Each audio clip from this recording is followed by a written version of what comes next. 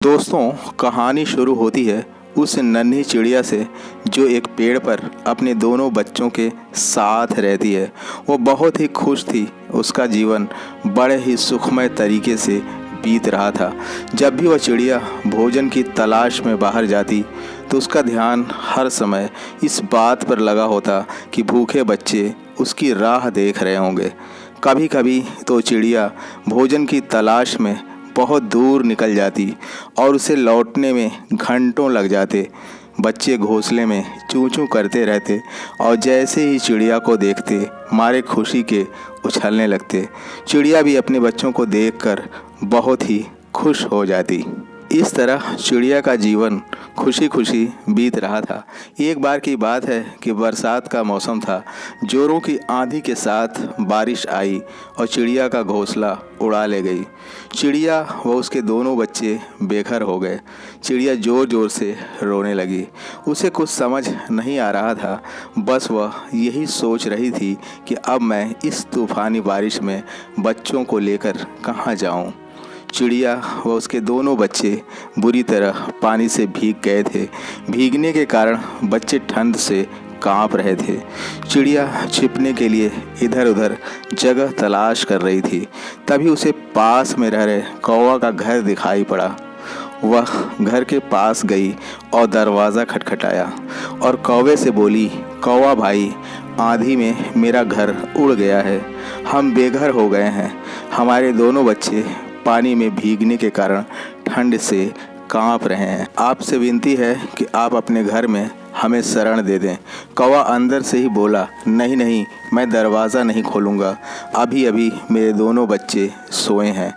अगर मैं दरवाज़ा खोलता हूँ तो ऐसी दशा में ठंड हवा के कारण मेरे बच्चे जग जाएंगे। चिड़िया खूब गिड़गिड़ाती है, विनती व मिन्नतें करती है, फिर भी कौवा दरवाज़ा नहीं खोलता है। चिड़िया मायूस होकर अपने दोनों बच्चों के साथ वहाँ से चली जाती है। समय बीतता है और कुछ दिनों बाद अपनी मेहनत व लगन से एक सुंदर व नया घर बना लेती है और एक बार फिर चिड़िया और उसके बच्चों के चेहरे पे मुस्कान वापस आ जाती है। कुछ दिनों बाद एक बार फिर ऐसा ही तूफान आता है और इस बार कौवे का घर तहस नहस और टूटकर बिखर जाता है। तभी वो भागा भागा चिड़िया के घर जाता है और कहता है, चिड़िया बहन, मेरा घर इस तूफ़ान में बर्बाद हो गया। कुछ दिन तुम हमें अपने घर में रहने दो। जब मैं अपना घर बना लूँगा तो यहाँ से चला जाऊँगा। चिड़िया कौवे की बात मान जाती है और उसे अपने घर में शरण देती है। कौवा चिड़िया को धन्यवाद देता है। उसकी आंखों में पछतावे के आंसू थे। वह कहता है कि तुम्हारे साथ भी ऐसा हुआ था, लेकिन मैंने तुम्हें दुत्कार दिया। मैंने तुम्हारी कोई मदद नहीं की थी। हमसे बहुत बड़ी गलती हो गई। मैं तुम्हें पहचान नहीं सका। मुझे माफ़ कर दो। चिड़िया कहती है, मैं तुम्हारी मदद इसलिए कर रही हूँ कि मुझे पता है कि जब किसी के साथ ऐसा होता है तो उस पर क्या बीतती है।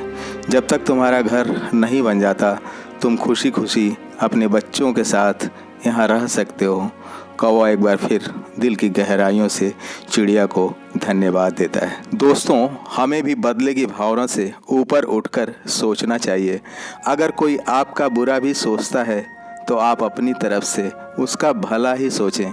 वह दिन दूर नहीं कि जब उसे भी उस कौवे की तरह अपनी करनी पर पछतावा होगा।